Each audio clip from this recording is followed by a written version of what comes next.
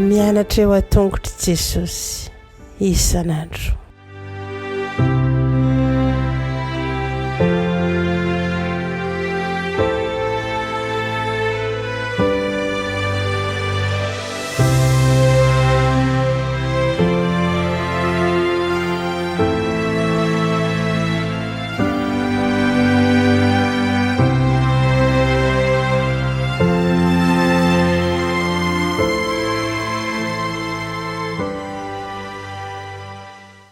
Fahameraba-tsika tsirairay avy-indray tonga eto amin'ny fandraisana ny lesona ho an'ny lehibe isika amin'ity anio ity dia manasanao hatrany anaraka izany hatramin'ny farany. Alohan'ny derantsika ny amin'ny lesona anio dia hivavaka isika. Iranay tsara andrisan-danitra mbola velom-pisaorana anao izahay noho ny fitahianao anay manokana, noho ny fitantananao, noho ny amin'ny fahariponao ihany koa. Angataka aminao mba hamela amin'ny fahantsoana sy ny eloka rehetra. Mametraka fenam-pelantananao ny fiainanay izahay, ny momba anay rehetra ary indrindra ny hoavinay. Metezana tompo hiasa ao anatinay tsirairay avy. Anaran'i Jesosy, amen. Lohateny lesonantsika androany dia manao hoe mahatoky mandrakizay amin'ny fanekeny. Mahatoky mandrakizay amin'ny fanekeny. Andinika manokana antsika ny salamo fa 7:20 sy ny 2:30 momba ny fifanekena tamin'i Davida sy ny nanimba azy io. Ny fifanekena tamin'i Davida dia mirakitra ny fampanantenan'Andriamanitra ny amin'ny fanohanana mandrakizay ny taranak'i Davida sy ny fanambinana ny vahoakan'Andriamanitra. Ny fahareta amin'ny fanekena dia niorina tamin'ny fianianana manetsiketsika nataon'Andriamanitra sy ny fahatokian'ny mpanjaka tamin'Andriamanitra. Kanefa na dia ireo mpanjaka be fanoloran-tena tahaka ny Davida mpanjaka aza dia tsy nahatoky foana tamin'Andriamanitra. Ny salamo 7:20 dia mitaraina noho ny zava-misy mampahory izay to manondro fa very ihany ireo fampanantenana be voninahitra tao amin'ny fifanekena tamin'i Davida. Nafoin'Andriamanitra afoana tokoa ve ny Israely? Ny valiny mazava ho azy dia tsy. Ny fahatezeran'Andriamanitra eno dia fanehoana ny didi-pitsaran'Andriamanitra. Tsy maharitra mandrakizay anefa izany satria ny fitiavan'Andriamanitra mandrakizay dia mamela ny fahotan'ny olona rehefa mibebaka izy.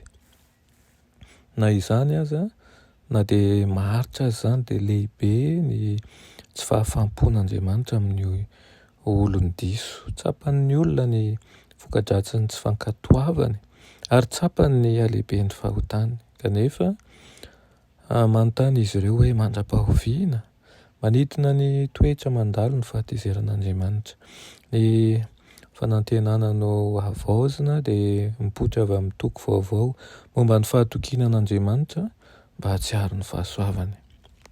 Raha fitinina, na dia tsy nahomba aza ny ampahany amin'ny olombelona amin'ny fanekena dia afaka nitoetra tao amin'ny fampanantenana ny amin'ny fikasan'Andriamanitra tsy miova ny olona amin'ny alalan'ny Mesia, izay ahitana ny fahamarinana sy ny famonjena rehetra any Israely sy izao tontolo izao, izany hoe amin'ny farany dia Andriamanitra no andresy. Ary ny fanjakan'ny mandrakizay dia ahorona mandrakizay fa noho i Jesosy irery ihany fa tsy noho ny olon'Andriamanitra. Jesosy Kristy ny zanaky Davida, izy ilay Mesia, antsoina hoe lahamatoa ambony ny zavaboary rehetra izy, izay manondra ny salamo 7:20 izay miantso an'i Davida izay nandindon'i Kristy lahy matoan'Andriamanitra hozy izy. Hozy izy hoe ary ataoko lahamatoa izy ho ambony indrindra amin'ny mpanjakany tany. Mazava fa ny anaram-boninahitra hoe lahamatoa dia tsy milaza ny mahazava-dehibe an'i Davida satria zanaka fahavalon'ny ray aman-dreniny ihany koa i Davida. Toy izany koa i Jesosy, io anaram-boninahitra io dia maneho ny vonahany manokana sy ny fahefany. Nataon'Andriamanitra ho mpanjaka fara tampony amin'izao tontolo izao Jesosy rehefa nanangana an'i Jesosy tamin'ny maty izy. Dia izany rehetra izany marimarika amintsika indray fa tsy maintsy tanteraka manjakariva ny tenan'Andriamanitra.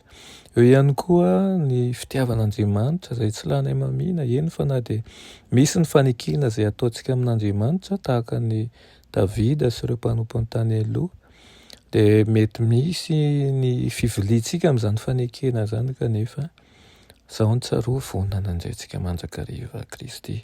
Azontsika avaozina mandrakariva ny fanekena, ny fanoloran-tena, ny voady indrindrandrindra. Azonao atao ny mibaboka amin'ny Kristy, milaza ny nenina rehetra tsy nafanana natateraka sy nizorana amin'ireny voady ireny. Ankehitriny kosa afaka manao dingana vaovao miaraka amin'ny Kristiny amin'izany ary hiverina aminao indray ilay fitiavany voalohany. Amen. Afaka isika ilainay mahalala tsara indrindra mbola misaotra anao zahay noho ny amin'izany teninao izany misaotra ray io satria tsy lany mamina tokoa ny fitiavanao. Magataka amin'ny fanahinao masina mba hiasa ao anatinay tsirairay avy, atsiarovan-tena, atsiarovanay ny tenanay ho diso be fahotana ary mba hafahanay ho amin'ny fibebahana marina tokoa. Ka hiverina aminao amin'ny fahafenony izahay satria tenay raha iray aminao amin'ny fahafenony tokoa izahay. Anaran'i Jesosy, amen.